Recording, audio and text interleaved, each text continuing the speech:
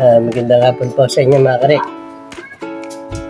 Muli po tayo magpapakita ng kung paano magtupi ng pinakamadaling tupi ng necktie. Panoorin nyo lang po, madali nyo matutunan mga karek. Ipapakita ko po sa inyo kung paano siya gagawin. Pero bago ang lahat mga karek, huwag nyo pong kalilimutan. Click nyo po yung subscriber. Click nyo rin po yung notification bell. Mag-all po kayo para updated po kayo mga bago kong i-upload. At importante po mga karek, pag panood nyo po, click nyo rin po yung like. Importante po yon kasi para po lumabas po sa mga kaibigan ko yung video na to at mapanood din nila. Magla-like po kayo, huwag niyo pong kalimutan. At share niyo na rin po mga karek para mas marami pong makaalam. Huwag niyo pong i-skip yung ads ko mga karek. At doon po tayo kukuha ng pambili ng mga gagamitin natin sa tutorial natin. Tara na po, panoorin niyo na po kung paano po ginawa.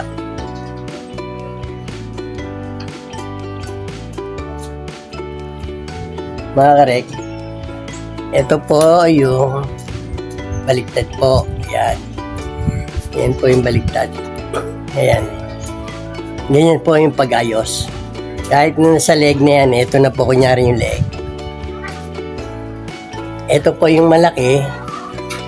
Ito naman po yung maliit. Pabalik po natin.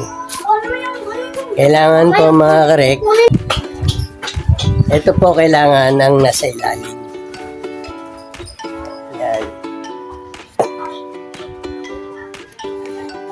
Tapos mga karek, ito pong malaki, ipapasok po natin doon sa ilalim. Po, yan. Ito po. Pasok po natin yan. Hawakan lang po ito para hindi gagalaw. So natin. Pwede po natin yan, palitin pa yan para manipis lang siya. Yan po. Yan na po ang forma niya. Tapos ito uli, mga karek, pupunta natin sa ilalim dito. Yan. Yan. Yan po magiging itsura niya.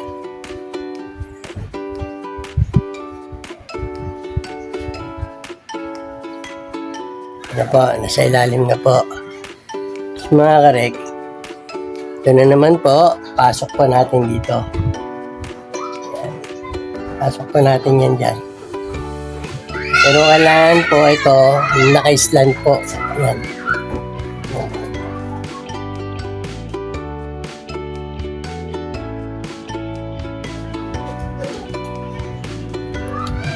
Yan po ang forma niya mga karek. Lang natin mga karek. Tapos mga karek, ito uli. Yan. Ipapatong po natin dito sa ibabaw. Yan. Yan po, ganyan po.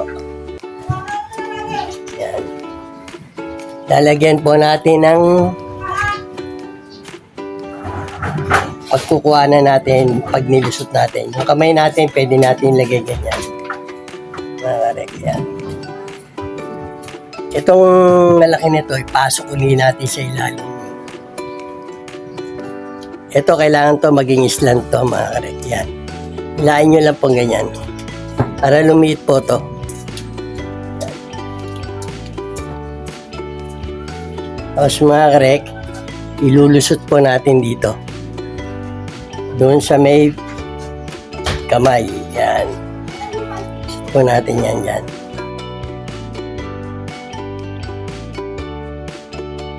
Hawakan nyo lang po to mga karek. Hilain po natin to para umipit to. Yan. Yan. Yan siya mga karek. Ngayon, pag isinuot na yan mga karek, malalaman nyo naman po ito. Hihilain nyo lang po yan. Ganyan po yan. Yan. Ngayon kung gusto natin isuot, luluwagan natin dun uli. Yan. Ayan po ang forma niya mga karek.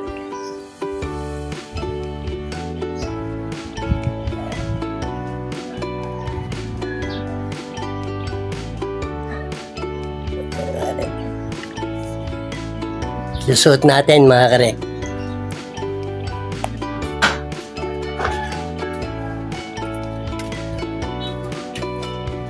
Ayan mga karek, susuotin na natin.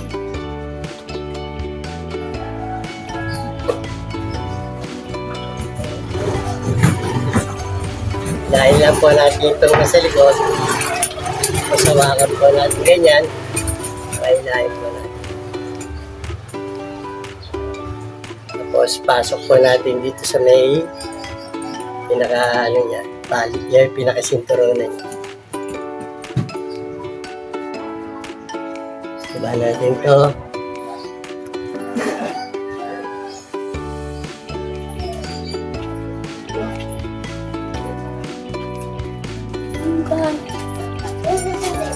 Ano po siya mga karek.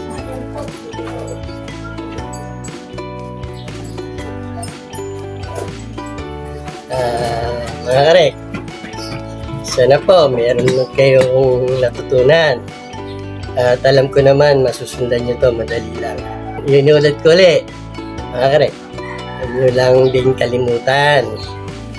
I-click nyo po yung subscriber, click nyo rin po yung notification bell, mag-all po kayo para updated po kayo sa mga bago kong i-upload. At number 1 na importante rin po, yung mag-like po kayo. Huwag niyo pong kalilimutan mga karek na kasama po yung like doon at para lumitaw po sa mga notification nila yung video ko. Share niyo na rin mga karek. At magpapasalamat ako sa mga silent viewer, sa mga supporter, na walang sawang sumusuporta sa video ko, sa mga ina-upload ko. Marami pong salamat sa inyo at sa mga bagong magsusubscribe, maraming salamat po. Hanggang dito na lang. God bless and keep safe. Bye-bye!